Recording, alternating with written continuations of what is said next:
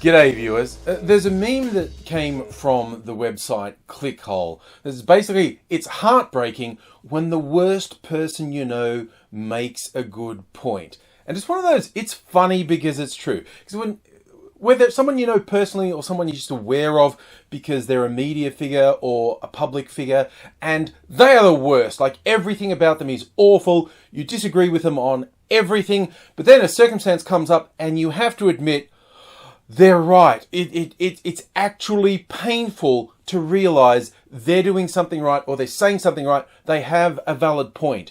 That's how it felt reading that Donald Trump had sacked his third security advisor, John Bolton. Because if you're unfamiliar with the dude, John Bolton is the worst. He's, even by right-wing Republican standards, he's a terrifying warmonger. For over a decade, he's just been going on and on about how the US should do preemptive strikes on North Korea or Iran. Just basically war, war, war, war, war. Even when he served under George W. Bush, he seemed extreme.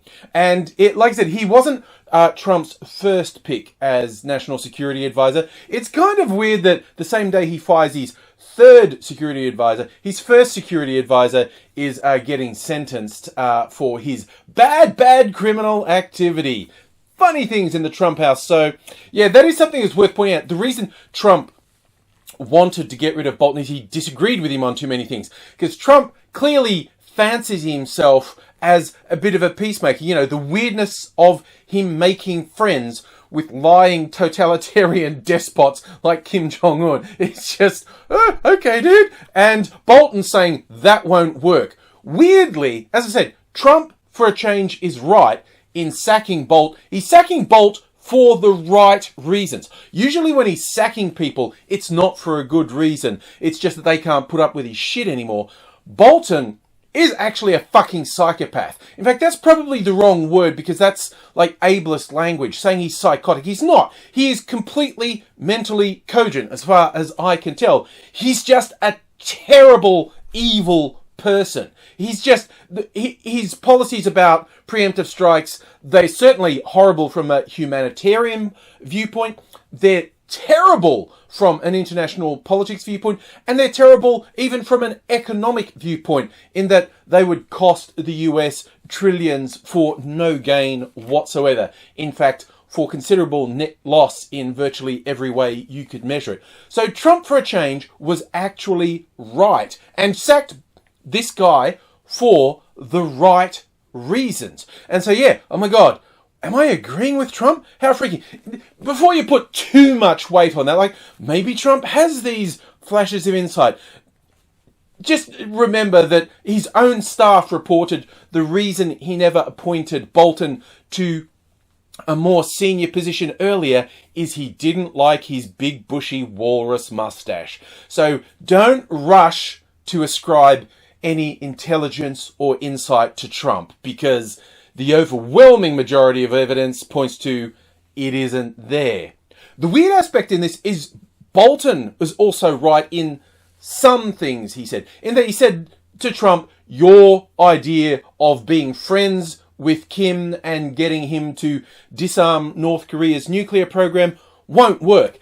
And it won't. But this is when Bolton was right for the wrong reasons. Because Bolton believes the only thing that will ever work is, launching a preemptive attack on North Korea, which would be fucking terrible for everyone, particularly for South Korea, Japan, everyone in the immediate vicinity, but the knock-on effects would be terrible for the entire world. So Bolton was right, but for the wrong reasons. Weirdly, Trump seems to be right for the right reasons. But like I said, don't get too far ahead of yourself. The same day this is reported, we've been getting reports, and it's not the first time we've had these reports, but that basically Trump's staff spends half their time deliberately obstructing him, stopping him from doing terrible, awful, destructive things, because he comes up with ideas that are just the worst, and the staff go, okay, and they've learned he will forget. Just don't act on what he says,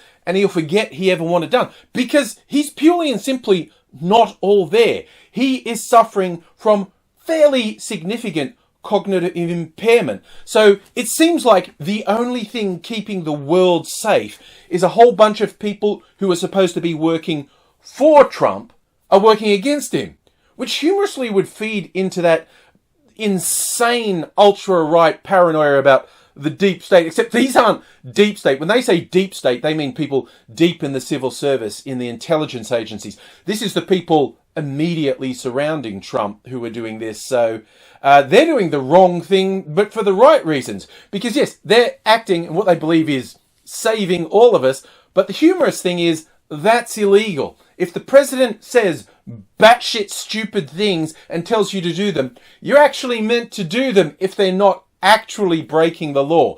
And some of Trump's orders probably break the law, but most of them probably don't. They're just stupid and terrible. So the people around him, instead of carrying out his orders, spend a lot of time actively obstructing his orders, which is against the law, but is probably saving the rest of us from absolutely terrible outcomes. So there you have it. Sometimes even the worst person can say or do the right thing. The person you hate the most can occasionally make a good point. That's no reason to think there's any use in them. As the saying goes, even a stopped clock tells the right time twice a day, but it's still useless for telling you what the time actually is.